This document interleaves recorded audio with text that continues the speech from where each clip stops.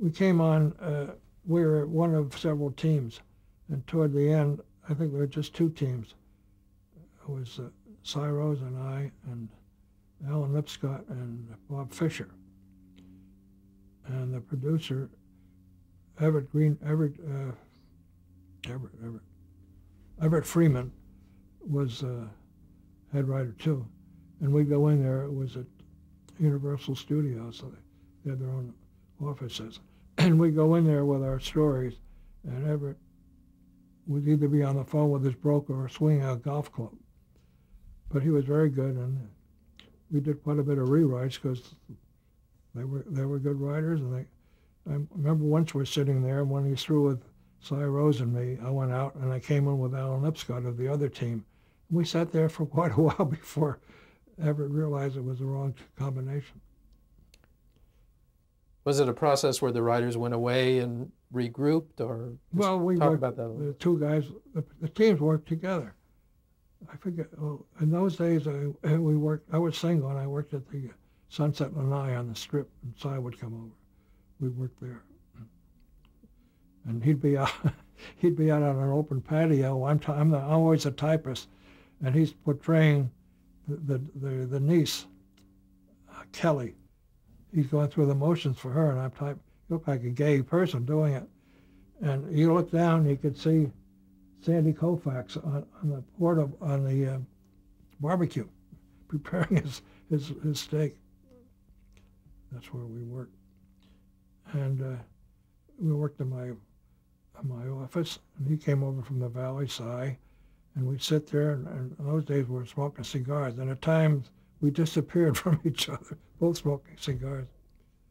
And I was always a typist.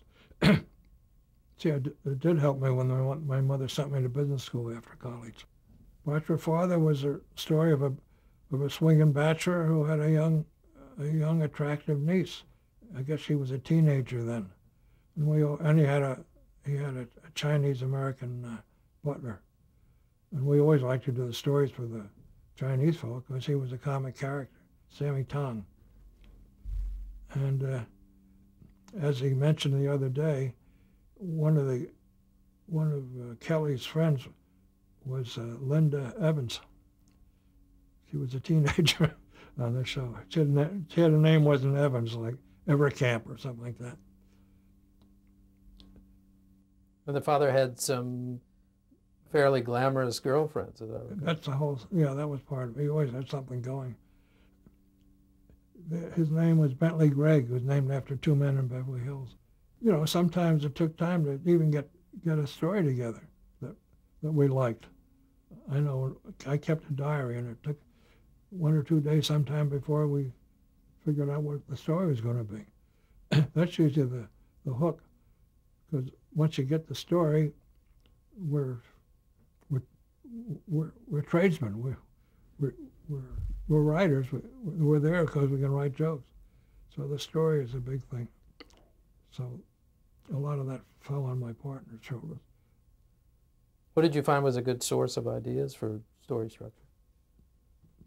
Wait till it came to you. It's really, we didn't take it out of any newspaper, right? I don't think. Maybe once in a while. It's not like Bob Hope waiting for the next L.A. Times to see what the subject is, what Leno and Letterman are doing.